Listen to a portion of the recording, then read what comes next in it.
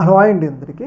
మనందరికీ తెలుసు ఇజ్రాయెల్‌కి ఎవరైనా ప్రధాన శత్రువులు ఉన్నారు అంటే మొదటిగా వచ్చేసి హమాస్, తర్వాత వచ్చేసి ఇరాన్, తర్వాత హిజ్బుల్లా ఉగ్రవాదులు. ప్రధానంగా ఇజ్రాయెల్ శత్రువులు ఎవరు ఉన్నారంటే ఇజ్రాయెల్‌కి వ్యతిరేకంగా ఎవరైనా పోరాడుతున్నారంటే వీళ్ళ ముగ్గురు కూడా. మనందరికీ తెలుసు కొన్ని రోజుల క్రితం ఏదైతే గాజాలో దాడి చేసి హమాస్ ఉగ్రవాదుల్ని దాదాపు తుదముట్టించింది. ఇప్పుడు ఇరాన్ మీద భీకర యుద్ధం చేస్తుంది. ఎందుకు యుద్ధం చేస్తుందంటే మనందరికీ తెలుసు ఇరాన్ న్యూక్లియర్ వెపన్స్ తయారు చేస్తుంది.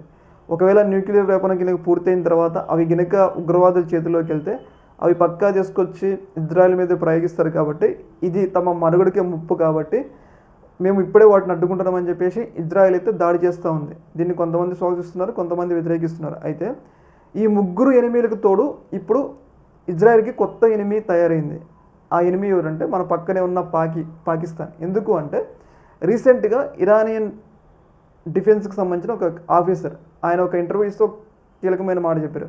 ఒకవేళ ఇరాన్ మీద ఇజ్రాయెల్ న్యూక్లియర్ బాంబు ప్రయోగిస్తే మాకు పాకిస్తాన్ సహకరిస్తుంది, పాకిస్తాన్ వెళ్ళి ఇజ్రాయెల్ రాజధాని టెల్-అవీవ్ మీద న్యూక్లియర్ బాంబు వేస్తుంది అని చెప్పేసి మాట్లాడటం జరిగింది. ఇది ఒక రకంగా పాకిస్తాన్ అనుమతి లేకుండా ఆ ఇరానియన్ డిఫెన్స్ మినిస్టర్ మాట్లాడు. అంటే దీన్ని బట్టి ఏంటి అంటే ఒకవేళ ఇరాన్ న్యూక్లియర్ బాంబు తయారు చేసుకోకపోయినా కానీ మాకు పాకిస్తాన్ సహకరిస్తుంది అన్నది. కాబట్టి పాకిస్తాన్ డైరెక్ట్గానే ఇరాన్కి సపోర్ట్ చేస్తుంది. కాబట్టి ఇక వీళ్ళందరూ అయిపోయారు. ఇరాన్ అయిపోయింది, హమాస్ అయిపోయింది, హిజ్బుల్ అయిపోయింది. తర్వాత నెక్స్ట్ టార్గెట్ ఎవరు ఉన్నారంటే ఇజ్రాయెల్కి పాకిస్తానే అని చెప్పేసి మనకే అర్థమవుతుంది. మనతో ఆడుకున్నట్టు పాకిస్తాన్ ఇజ్రాయెల్తో వాళ్ళు వచ్చి డైరెక్ట్ కొట్టిపోతారు అనమాట. ఏదేమైనా కానీ నిప్పుతో పాకిస్తాన్ చెలగాటం ఆడుతుంది అనటంలో ఎలాంటి సందేహం లేదు.